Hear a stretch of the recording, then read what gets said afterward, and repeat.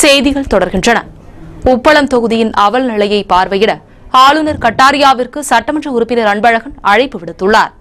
புதுவை உப்பளம் அதிமுக தலைமை அலுவலகத்தில் பாராளுமன்ற தொகுதி கழக செயல் வீரர்கள் வீராங்கனைகள் ஆலோசனைக் கூட்டம் நடைபெற்றது. அதிமுக மாநில செயலாளர் அன்பழகன் புதுவை ஆளுநர் வீரேந்திர கட்டாரியாவிற்கு மனு ஒன்றை அனுப்பியுள்ளார். அம்மனுவில், எனது உப்பளம் தொகுதி வறுமை கோட்டிற்கு கீழ் உள்ள மக்கள் அதிகம் வசிக்கும் தொகுதியாகும். நகர கழிவுநீர் முழுவதும் கடலில் சேரும் பெரு கழிவுநீர் வாய்க்கால், அனாதை பிணங்கள் புதைக்கும் திப்புராயப்பேட்டை சுடுகாடு, தொழுநோய் மருத்துவமனை, தொழு நோயாளிகளின் குடியிருப்பு எனது தொகுதியில்தான் இருக்கிறது.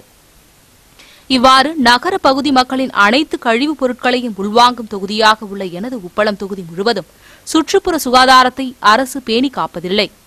இதனால் எனது தொகுதியில் உள்ள மக்கள் பல்வேறு சுகாதார சீர்கேட்டிற்கு ஆளாக்கப்படுகின்றனர் என்றும் அவர் கூறியுள்ளார். மேலும், நான் எதிர்க்கட்சி சட்டமன்ற உறுப்பினர் என்கின்ற நிலையில் எனது தொகுதியில் நியாயமாக செய்ய வேண்டிய பணிகளை கூட செய்வதில்லை என்றும் அவர் குற்றம் சாட்டியுள்ளார்.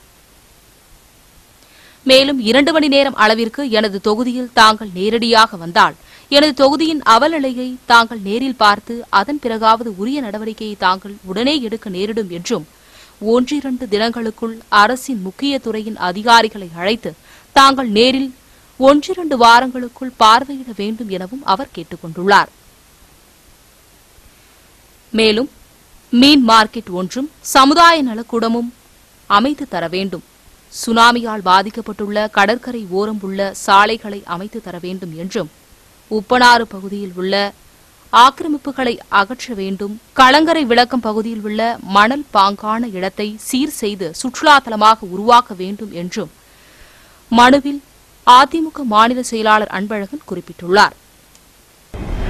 வங்காள விரிகுடா பெருங்கடல் சூழிடம் திட்டத்தின் ஒருங்கிணைந்த கடற்கரை பகுதி மேலாண்மை வள மையத்தின் திறப்பு விழா மீனவர் நலத்துறை நிர்வாக கட்டிடத்தில் நடைபெற்றது. ஜிப்மர் மருத்துவமனை நோய்க்குறியியல், இந்திய உயிரணு நோய்க்குறியியல் வல்லுநர் கூட்டமைப்பு மற்றும் புதுச்சேரி மருத்துவக் கல்லூரிகள் ஒருங்கிணைந்து 43வது சைட்டோகான் கருத்தரங்கை நடத்துகின்றனர். இக்கருத்தரங்கின் தொடக்க விழா வியாழக்கிழமை நடைபெற்றது. ஜிப்மர் மருத்துவமனை நோய்க்குறியியல் துறைத் தலைவர் டாக்டர் பாவனா படை வரவேற்றிட ஜிப்மர் இயக்குநர் ரவிக்குமார் கருத்தரங்கை தொடங்கி வைத்தார்.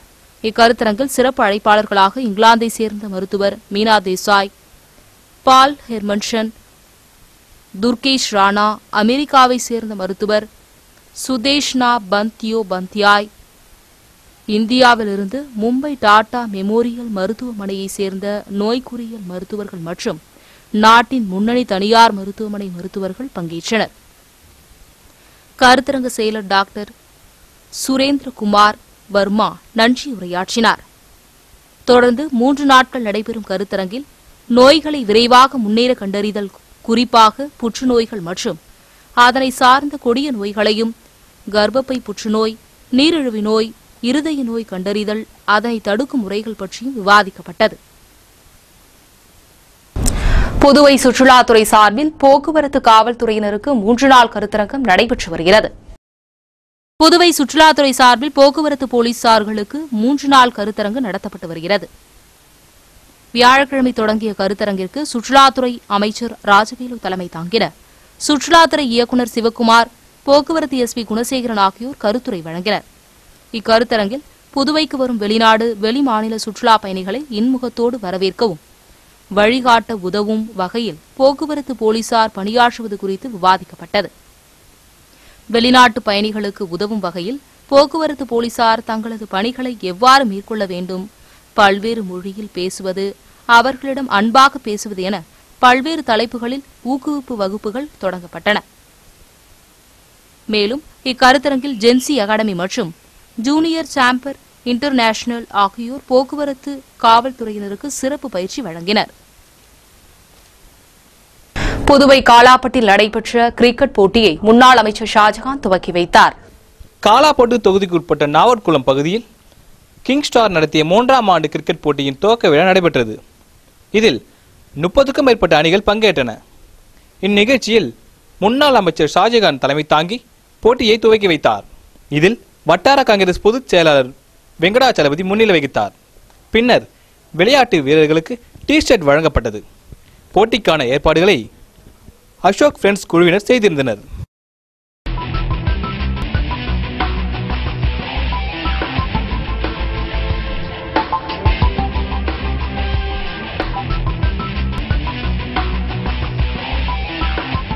உத்தரகாண்டில் டிசம்பர் 29ஆம் தேதி ஹரித்வார் ரயில் நிலையத்தை தாக்கப் போவதாக லஷ்கர்-இ-தொய்பா தீவிரவாதிகள் கடிதம் மூலம் மிரட்டல் விடுத்துள்ளனர்.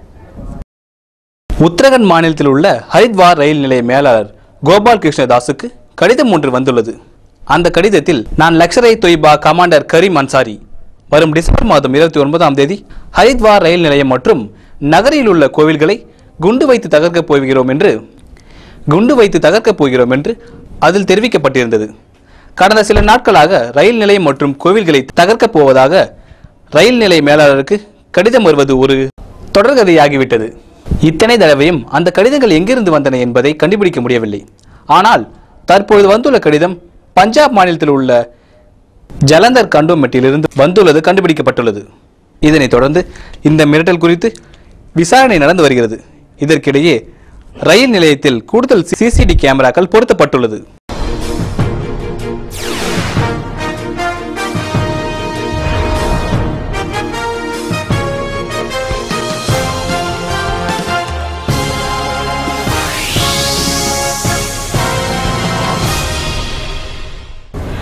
பதினேழு ஆண்டுகள் கழித்து முதன்முறையாக லண்டன் விலங்கியல் பூங்காவில் புலிக்குட்டி பிறந்துள்ளதால் பூங்கா ஊழியர்கள் மகிழ்ச்சியில் ஆழ்ந்துள்ளனர். இங்கிலாந்து தலைநகர் லண்டனில் உள்ள விலங்கியல் பூங்காவில் சுமத்ரா புலியான மெலாட்டி கடந்த மாதம் 22ஆம் தேதி புலிக்குட்டி ஒன்றை ஈன்றுள்ளது. கடந்த 17 ஆண்டுகளில் இந்த விலங்கியல் பூங்காவில் பிறந்துள்ள முதல் புலிக்குட்டி இதுதான் என்பது குறிப்பிடத்தக்கது. மெலாட்டை கருவுற்றதிலிருந்து அதை பூங்கா அலுவலர்கள் ரகசிய கேமராக்கள் வைத்து எந்நேரமும் கண்காணித்து வந்தனர். மெலாட்டிக்கு 6 நிமிடத்தில் பிரசவம் நடந்தது ரகசிய கேமராக்கள் பதிவாகியிருந்தது. புலிக்குட்டியின் வரவால் பூங்கா ஊழியர்கள் மகிழ்ச்சி அடைந்துள்ளனர். இது குறித்து பூங்கா ஊழியர் பால் கைபெட் கூறுகையில், இந்த பிரசவம் குறித்து நாங்கள் எல்லோரும் டென்ஷனாக இருந்தோம். இதுதான் மெலாட்டிக்கு முதல் பிரசவம். இதே பூங்காவில் பல ஆண்டுகளுக்கு முன் பிறந்த ஹரி என்ற புலிதான் மெலாட்டியின் தந்தாயகம் என்பது குறிப்பிடத்தக்கது. தற்பொழுது பிறந்துள்ள புலிக்குட்டி ஆனா பெண்ணா என்பதை தெரிவிக்காமல் ரகசியமாக வைத்துள்ளனர்.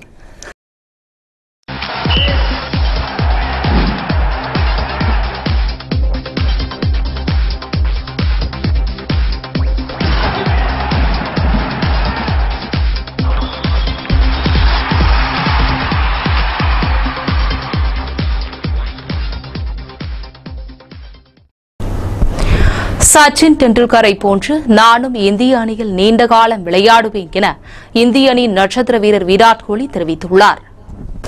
சச்சின் டெண்டுல்கரை போன்று நானும் இந்திய அணிக்காக நீண்ட காலம் விளையாடுவேன் என இந்திய கிரிக்கெட் அணியின் நட்சத்திர வீரர் விராட் கோலி தெரிவித்துள்ளார். அவரது வயதை எட்டும் போது நானும் தொடர்ந்து உடல் தகுதியுடன் இருப்பேன் என்ற நம்பிக்கை இருக்கிறது. இத்தனை வயதிலும் அவர் உடல் தகுதியுடன் இருப்பது ஆச்சரியம் அளிக்கிறது எனவும் அவர் தெரிவித்துள்ளார். டெல்லியில் விளம்பர நிகழ்ச்சி ஒன்றில் நேற்று கலந்து கொண்ட போது கோலி இவ்வாறு தெரிவித்துள்ளார். அவர் மேலும் கூறுகையில், டெண்டுல்கர் தனது கிரிக்கெட் வாழ்க்கையில் தற்போது வரை செய்துள்ள சாதனைகளில் 60 முதல் 70% வரை என்னால் செய்ய முடிந்தால் மிகவும் மகிழ்ச்சி அடைவேன். சாதனை படைப்பதற்கு குறிப்பிட்ட வயது என்று எதுவும் கிடையாது. சச்சின் டெண்டுல்கரை பாருங்கள், 16 வயதில் ஆரம்பித்து 40 வயதிலும் இன்னும் தொடர்ந்து விளையாடி கொண்டிருக்கிறார். அவர்தான் எப்போதும் எனக்கு ரோல் மாடல். அவரது கடின உழைப்பு இளைய தலைமுறையினருக்கு ஊக்கமளிக்கக்கூடியதாகும். அடுத்து வரும் ஆஸ்திரேலியாவுக்கு எதிரான தொடர் கடினமானது என்பதில் சந்தேகமில்லை. காயம் காரணமாக அந்த அணியில் தலைவர் மைக்கேல் கிளார்க் இல்லாவிட்டாலும் அவர்கள் பலம் வாய்ந்த அணிதான். களத்தில் ஆஸ்திரேலிய வீரர்கள் வார்த்தைகளால் சீண்டினால் முதலில் பேட் மூலம் பதிலடி கொடுப்பேன். அதன் பிறகு என்ன நடக்கும் என்பதை பார்க்கலாம். ஆஸ்திரேலிய தொடரில் நிறைய ஓட்டங்கள் குவிப்பேன். அந்த தொடரையும் வெல்ல முடியும் என்று நம்புகிறேன் என விராட் கோலி கூறினார்.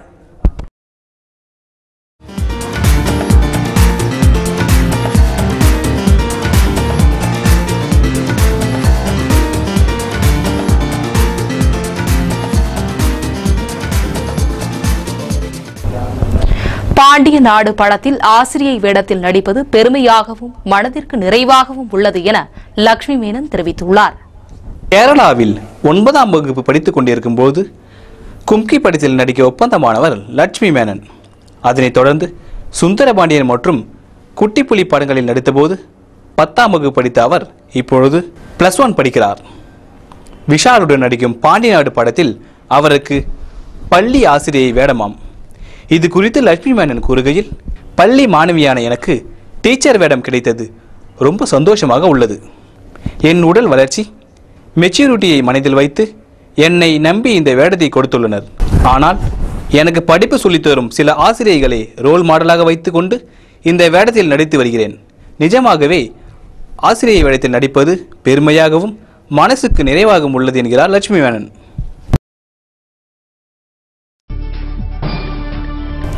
புதுச்சேரி பல்கலைக்கழகத்தில் இரத்த தான முகாம் மத்திய அரிமா சங்க தலைவர் திரு வி.பி. ராமலிங்கம் அவர்கள் துவக்கி வைத்தார். புதுவை மக்களுக்கு ஒன்றும் செய்யவில்லை என்று மத்திய இணையமைச்சர் நாராயணசாமி மீது முதல்வர் புகார். மேடையில் வாதிட தயாரா என்று சவால். புதுவையின் புதிய ஐஜியாக காமராஜ் நியமனம். பொதுமக்கள் உற்சாக வரவேற்பு. நோயாளிகளிடம் மருந்துகள் உட்கொள்வது குறித்து எடுத்துரைப்பது மருந்தாளுநரின் கடமை. நலவழித்துறை இயக்குநர் ராமன் அறிவுறுத்தல். ஆளுநர் கட்டாரியாவிற்கு சட்டமன்ற உறுப்பினர் அன்பழகன் அழைப்பு. உப்பளம் தொகுதியின் அவலத்தை பார்வையிட கோரிக்கை.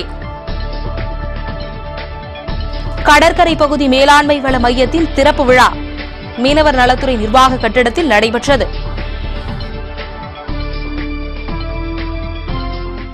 இத்துடன் இன்றைய செய்தி அறிக்கை நிறைவடைகின்றன. வணக்கம்.